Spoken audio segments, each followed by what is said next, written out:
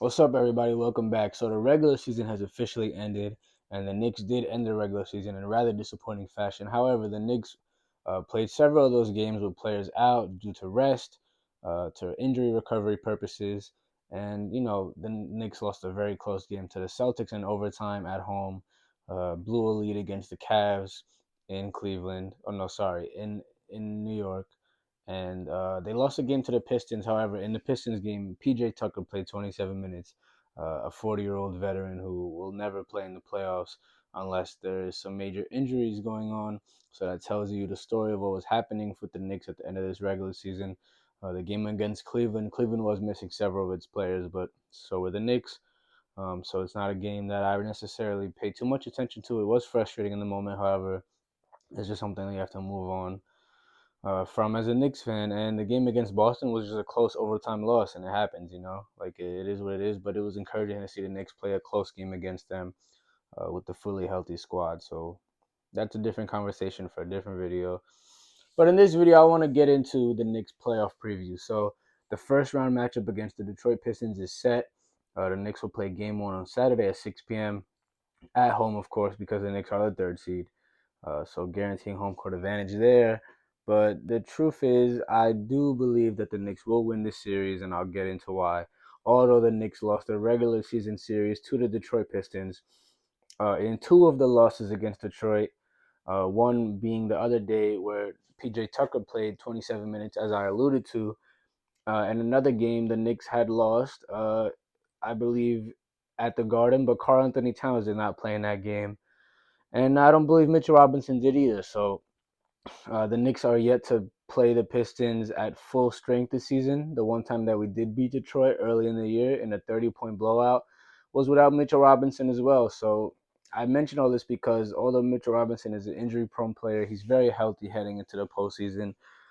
He's been looking very good. He looks like he's in great shape. He's definitely lost a lot of weight, and when he's out there, he looks very agile and mobile compared to how he looked in the past couple of years. And it's just very encouraging because he is the Knicks' X factor, in my opinion, defensively, especially because the Knicks don't have any other great rim protector. Uh, Other than, of course, rookie Ariel Hukporti, who is out supposedly for the rest of the season, and he wouldn't have been playing anyway because Mitch Robinson is a more polished, older, and just overall better version. But yeah, the Knicks need Mitchell Robinson for rim protection. They need him in order to win this series.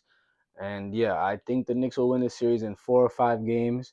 I know that may be a bold prediction, uh, but in my opinion, the Knicks will win the series because the Pistons not only don't have any playoff experience truly as a roster. Obviously, Tobias Harris has playoff experience. Malik Beasley has playoff experience. Tim Hardaway Jr. But overall, the young players in this roster have never been to the playoffs. Cade Cunningham, Jalen Duren, Asar Thompson, Ron Holland. A lot of these guys have never been in the playoffs, and they don't know what it's like to be in that kind of setting. So my thing is the Pistons, although they are a good young squad, they run and gun. They play with a lot of energy. They're good defensively. Not only do they not have experience, out of Cade Cunningham, they don't have like a very deadly, reliable second option. Obviously, Malik Beasley is a great shooter, but in a half-court setting with a half-court offense, I'm just not sure if he'll be able to get off those same looks from three. Obviously, he will still hit a lot of threes and he'll still play very well, but I don't think it will be the same when the Knicks are able to lock in defensively in the half court, especially with Mitchell Robinson back there to clean up any mistakes that the perimeter players make. Um, Tobias Harris also on the Pistons, I just don't think is a great option. He played against the Knicks last year in the playoffs and it went horribly for him. He had a game with 0 points in a playoff game, so I mean, Tobias Harris is a solid player, but if you ask me, that's not someone the Knicks should be particularly very worried about. Obviously, he will score. I don't expect him to have another 0 points in a playoff game performance again. But outside of those three guys, Jaden Ivey's obviously not available for the series. He definitely would have been a threat to score offensively, but he's not around. Um, Obviously, the Pistons have been very good without him, so that doesn't make the biggest difference in the world, but it definitely would have added a dynamic to the series. And outside of those three guys that I mentioned, Asar Thompson, although he is a great defender, um, he can't shoot the ball whatsoever. So the Knicks will be able to game plan against that and scheme for him offensively, while defensively he will hold his own. More than that, he will do a great job. But I'm not sure how many minutes he'll be able to play in this series, considering he's basically zero offensively outside of cuts and dunks. But I'm not sure how effective that will be. Obviously, he's good in transition, but I'm just not sure what his ceiling is in this series. Uh, I'm sure that he will progress more in the future and he will become a better shooter. Maybe not from three, but perhaps the mid-range game. But that's a conversation for another time. Obviously, the Pistons have Jalen Duren, but I don't think Jalen Duren is good enough to outstrength Mitchell Robinson, to out-rebound Mitchell Robinson. He's not a better defender than Mitchell Robinson. And considering Mitchell Robinson played 30-something minutes a couple of nights ago, uh, 33 minutes, I believe, you can tell that he's well conditioned. He's ready to go for heavy minutes. So it's not like he's going to only be playing, 15, 20 minutes in this series. He'll definitely be playing a lot of minutes. And he looks very capable of doing so. So I believe that Jalen Duren will have a very hard time with Mitchell Robinson, the same way that the Cavs guys had a hard time with Mitch Robinson a couple years back with Jared Allen and Evan Mobley.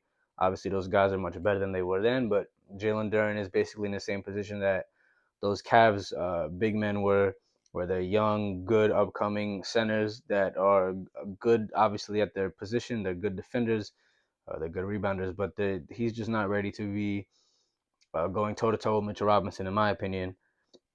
And on top of that, I just believe the Pistons bench is a good bench, but I don't think it's enough to sway the series. Obviously, one could argue that their bench is a bit better than the Knicks bench, especially with Dennis Schroeder off that bench. Dennis Schroeder is a good, proven veteran. But the Knicks do have now Landry Shamet coming off the bench, who's been on fire lately, pretty much making all his threes. Cameron Payne is a guy that can go off at any given moment for the Knicks. Just a spark plug point guard off the bench who's a great playmaker. His assist to turnover ratio is very good. He does make questionable decisions at times, but for the most part, he's a good just decision maker, and his assist to turnover ratio does speak for itself in that regard. And he's just a guy that can score at will, so I wouldn't be surprised if there was a game where he had 10, 15 points off the bench in less than 20 minutes. He's just that kind of guy. Uh, Obviously, Deuce McBride for the Knicks is another X factor. I mentioned Mitchell Robinson being the X factor for the Knicks, specifically defensively, but I believe offensively, Deuce McBride is capable of scoring, points in bunches for the Knicks off the bench. Obviously, he's a great defender. He is a smaller guard, but for his size and for his position, he can defend the ball very well. We've seen him do it several times in the past, so I think he's very capable of that. But yeah, Deuce McBride is really just going to be very, very crucial for the Knicks in this series. I'm not sure, how many minutes he'll get, but I assume it will be a lot. I assume he'll get at least 25 minutes a game. I'd be shocked if he didn't get a bit more than that.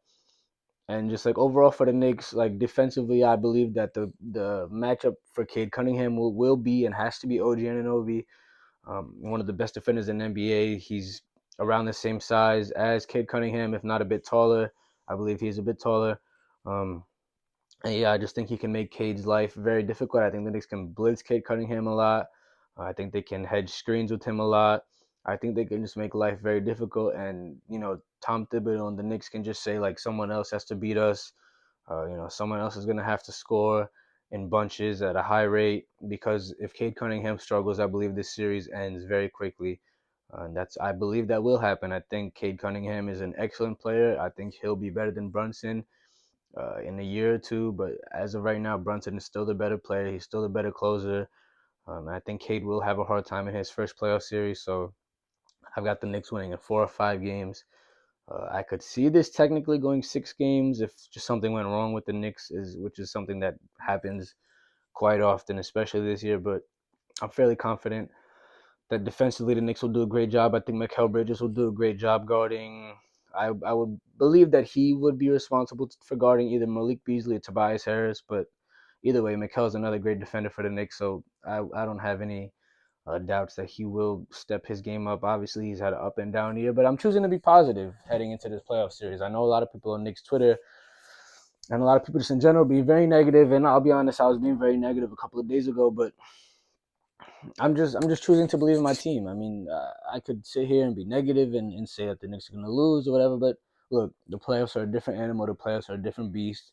I know the Knicks were 0-10 against the top three teams in the NBA this year. I know that they struggled and whatever, but the playoffs are completely different. It's a clean slate. We're starting.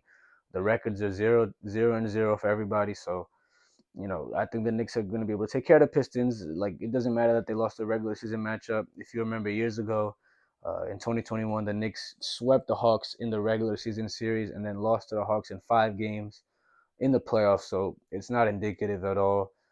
Yeah, but I just think the Knicks are going to win this series pretty handily. Not only due to experience, just having the overall better roster, more scoring options, a better defensive big available to us. Obviously, I didn't mention Isaiah Stewart for the Detroit Pistons, but he's another guy that is an inconsistent shooter. Obviously, like I just said, he's a good defensive option off their bench, but I'm just not sure um, if he will do enough offensively to sustain his high level minutes. I mean, who knows? With the Pistons coaching staff, I know the head coach JB Bickerstaff very well because Tom Thibodeau has played against JB Bickerstaff in the playoffs years ago, 2 years ago, which is something else I didn't mention. I think Tom Thibodeau, as flawed as he is, as much as I complain about him at times, he's still a good coach. He might not be an elite coach. He might not be the coach to bring the Knicks to the championship, but that's not something I want to talk about right now. I just overall think he can outcoach JB Bickerstaff. So the Knicks just have so many uh, like just things going for them in this series. Like, they just outweigh the Detroit Pistons in essentially every aspect of basketball, except maybe the pace that they play with. Other than that, I'm not worried about the series. So we'll see game one on Saturday how it goes. I will be making another video covering other teams and the series matchups that they have. I could just overall playoff preview. So look out for that. That will be coming either tomorrow or in the next couple of days, certainly before the playoffs begin. I'm not sure if I'm going to cover the play-in tournament, maybe the Warriors Grizzlies game, but other than that, that's all I got for now. And thank you for watching.